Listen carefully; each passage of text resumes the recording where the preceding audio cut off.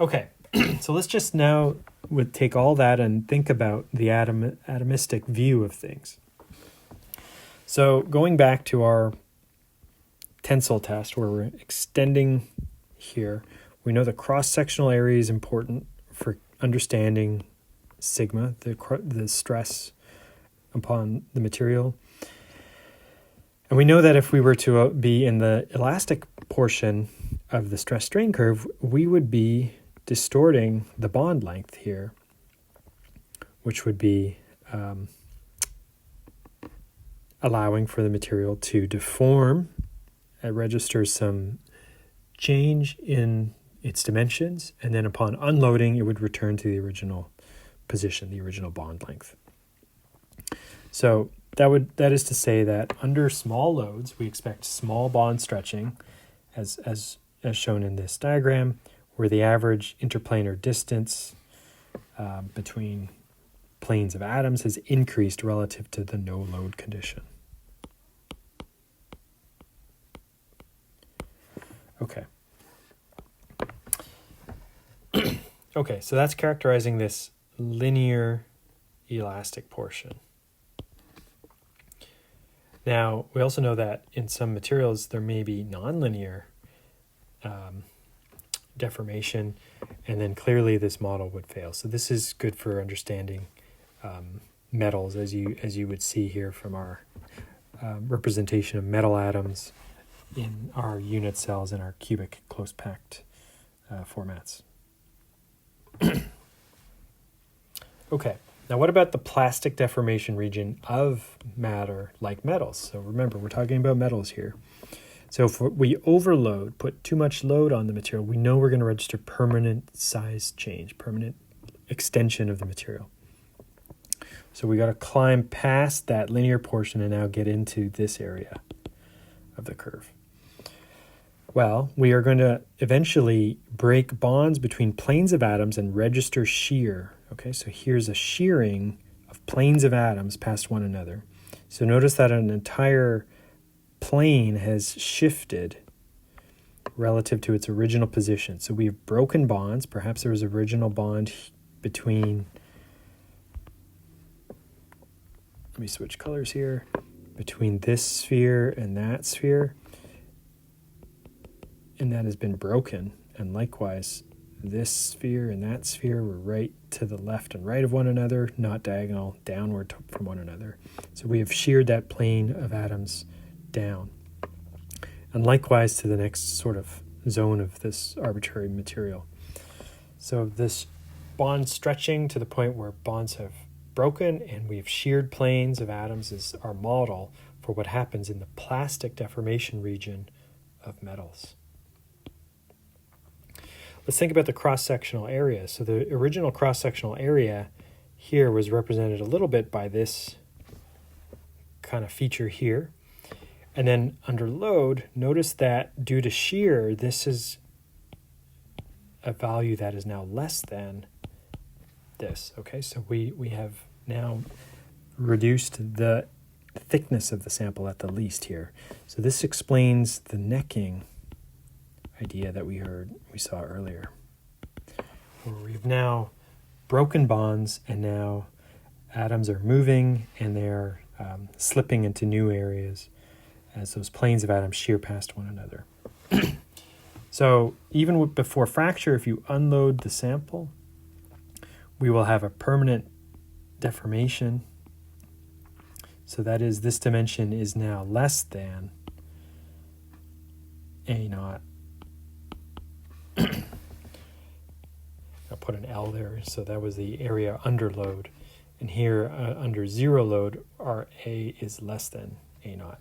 So that would represent climbing to some load condition and then allowing for recovery, and then we would register some permanent deformation here.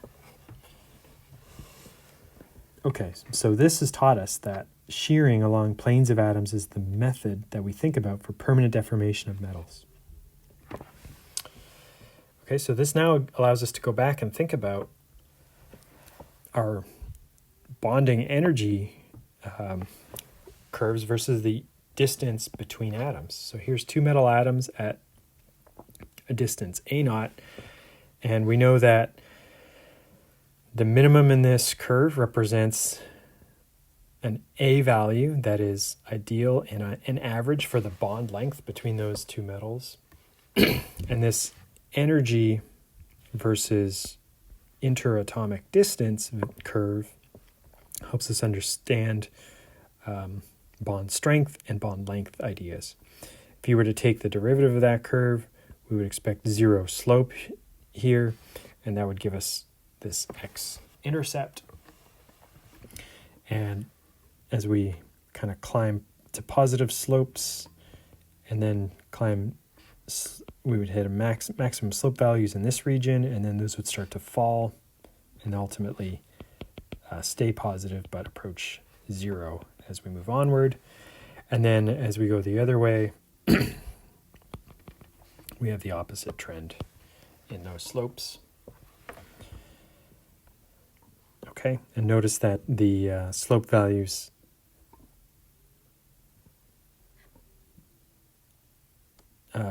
on the left-hand side, where we've compressed closer than A, the ideal bond length, that our slopes are negative, so we're moving into negative regions over in this area of the graph. Okay.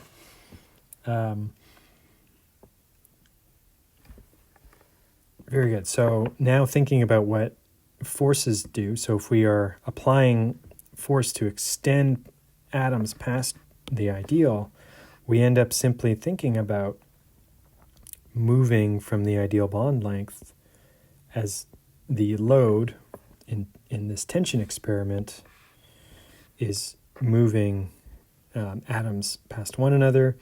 And once we've applied too much, we'll eventually shear atoms, break the bonds temporarily, and allow planes of atoms to slip past one another to the next position. So that is represented here with a figure from your textbook, where we can see that a shear has occurred between the top portion of the metal relative to the bottom portion of the metal, and we have slipped those materials past to a new position by way of a bond breakage and eventually a bond reforming. Okay, and we see that happened again and again and again. Okay, and so what's very curious, it's known that this slip mechanism, you can calculate the energy it would take to shear a perfect crystal of matter, and it is always less than the ideal. So if you had a perfect crystal of matter, you would predict that the force to cause permanent deformation on that metal is actually far larger than what we see for the realizable test. So if you take very crystalline metal and you test it for tensile properties, the amount of force to register some permanent deformation on the material to shear metal past one another, or planes of metal past themselves, is far less than the theoretical. And the thought is due to situations like this. So if we already have some dislocations, we can make use of those to create new bonds and break other neighboring bonds. So sort of thinking about starting here rather than starting where we have everything bonded perfectly. So if we, as we know, we expect dislocations and errors in our material, and so this explains why the actual experiment for the amount of force it takes to shear planes of atoms is less than that calculated for an ideal, perfectly crystalline material. Okay, so in this model we've been looking at simply rows of atoms, but let's recall that material is actually in 3 dimensions, and so these dislocations may actually occur kind of more like a shearing mechanism to slowly push matter and eventually shift it as we see here. Okay, so for an analogy your textbook uses, which is kind of cute, is to say that it's impractical to ask, for example, a caterpillar to slide perfectly along the ground without lifting any of its body. This would be very disruptive on on the caterpillar, if we're just asking it to slide perfectly along in a straight line along the ground.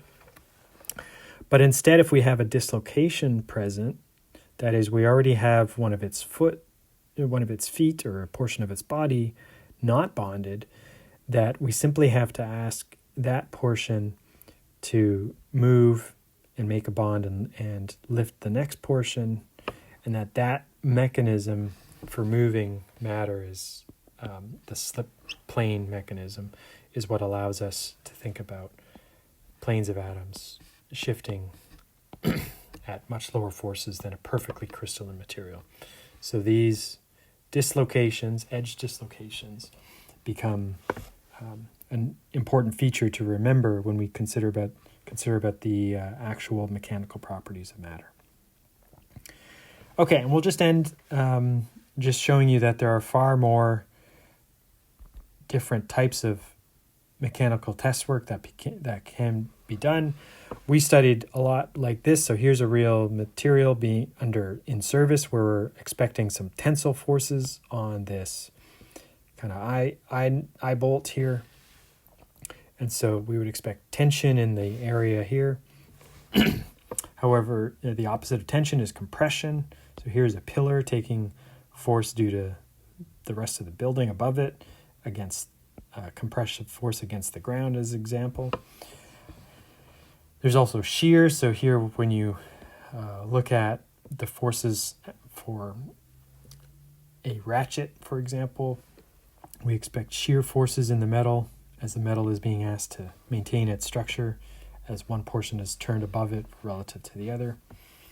There's even biaxial tensional forces. So these are tension forces in the plane of a round object like a balloon. So there's biaxial tension forces there as the force inside the balloon is pushing and trying to stretch in a biaxial fashion all the matter that is the balloon surface. And the opposite of that might be the three-dimensional version where we have compressive forces in all directions on a three-dimensional object like a fish underwater, and there'd be hydrostatic pressure. So all of these materials can be thought about as having similar properties in their stress-strain curves. We just have the stress measured in new ways. So notice that we always have force per cross-sectional area, and the characteristics there of our stress-strain curves would apply there, and lessons that you've had here today translate nicely over to those areas and tests as well. Okay, I think that's where we're in for today. We'll see you next time.